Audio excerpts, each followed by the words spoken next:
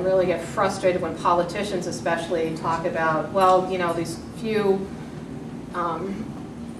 you know, very wonderful volunteers who've done the great thing in their own company or their own home, and forget that we need to figure out how it's possible for everyone to do that, how it's affordable for everyone to do this, not in 50 years, but much, much sooner than that going forward.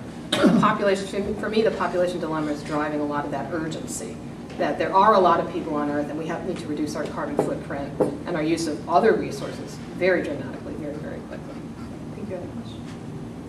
I have a question, but can I just work with that question from the back for a minute? And you covered it well. The gentleman's absolutely correct. We cannot meet the population, can't get to this standard of living using the energy that we're using. And the key is we can't use the amount of energy. We can flat have the standard of living we have by reducing the amount of energy we use and do it smartly. We're flat blowing it. And you don't have to look any farther than this right here. Why is there ice in there? It's water, we drink it. All right, but the question I had for you was, you had alluded to Minnesota was flirting with having some recognizable policies internationally or nationally. Is there a country or a state that is head and shoulders above the rest of us? Is there somebody we can look to and say, that's a deal?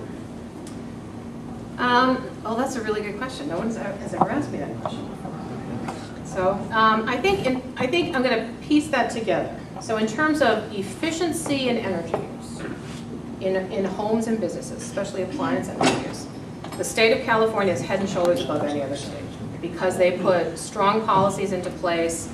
Back when Jerry Brown was governor, I understand he's running for governor again, but back when he was governor, and you know, whenever that was, 1980, they put strong policies in place. And if you look at the curve for energy use in homes in Minnesota or Wisconsin or North Dakota, much, much higher than California. And you're correcting for weather and you're correcting for everything like that. They've just gotten very smart about it, especially appliance energy efficiency. And we should all do that right away. Of course, that's just brain dead not to do that going forward. In terms of carbon policy, some of the European countries long ago set a price on carbon, and it has translated, I think because of the way they did it, into much higher energy prices than we pay here, but it has also translated into much lower energy use going forward. So I think the key for a democracy like ours is to figure out not how we get expensive energy, but how we privilege cleaner energy, low carbon energy over the conventional high polluting sources of energy. And how to do it in a way that doesn't break the bank, especially for the lowest income Minnesotans. You don't want to do this on the back of the poorest people. And in fact, what you want to do, you need to make a really broad transition. That 80% reduction, that's a huge change. And our job collectively is to figure out how you make such a huge change without further damaging the economy. One of the ironies is that the economy is already damaged, greatly damaged, not because we've taken action on carbon, for many other reasons, but it has opened people's eyes to the fragility of it, to the question of how long this recession will last, when the jobs will come back, but it's made people feel less secure about that. And so for some people, it's also raised the question, okay, we need to change the economy anyway because the fossil fuel economy is not working for anyone. Let's recreate it in a way that works for many more people in this economy going forward. But here's, and I realize I'm not really answering your question because I don't think any country has really solved this problem. But you know what? The other thing that really troubles me about the Senate's lack of action is that this is not really just about the United States. This is global warming.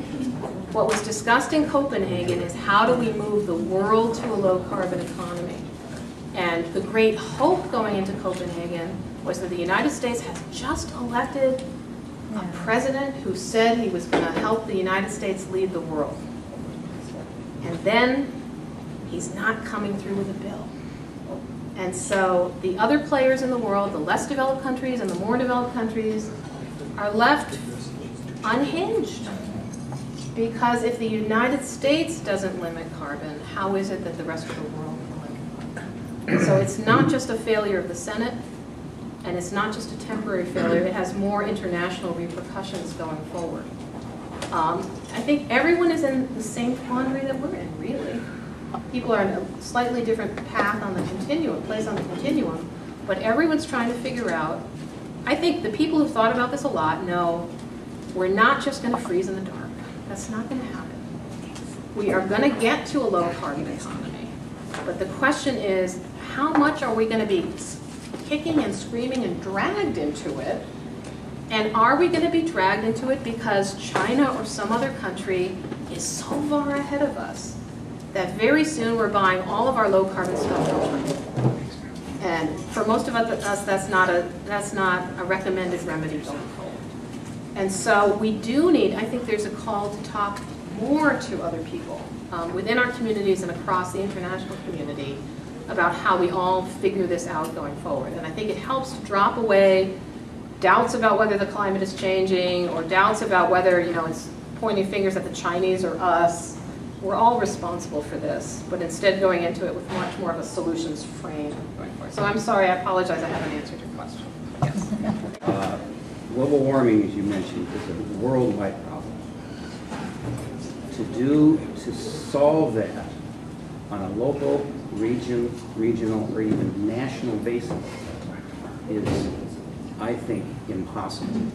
I think what will absolutely necessarily have to be done, and it will not be done until the climate gets so bad that it is obvious that it must be done, is an international solution by the majority of the world's governments, especially when we should all be talking nationally and internationally. I actually wholeheartedly agree with you, because I've spent the last 2 years working on senators and congresspeople, because what I think is to get an international agreement, which I think is absolutely needed. Look at Copenhagen. The place, it's just a disaster. well, but what is the body, but what undermines our international ability to go forward after Copenhagen? If Copenhagen was a disaster, and if the next international meeting, which is in Cancun in December, is also a disaster because the Senate did not pass a bill, that's a problem. That's a place where the national and international are tied together. My concern is if this keeps happening, you erode the ability of even having an international body that's capable of doing what's needed to do. I'm hopeful. I think you might well be right that we need such a set of calamities that international leaders will come together, the richest countries will come together. Many of them, including Obama in Copenhagen, I think worked his tail off in Copenhagen. But then when he came back to the Senate, he was not able to deliver a bill. So he was not able to bring. He didn't go there until the last minute, though. Yeah, but he worked. He worked 10 hours straight, which is a lot for a president. Hadn't been done before. I think I'm not disagreeing with you at all, but I think you need these other elements in place in order to convince the international leaders that there's something up the U.S.'s sleeve. Is there really something credible happening? Going back to your question, and I'll end here, is. Before Copenhagen, every year the IPCC meets to talk about climate change and international action.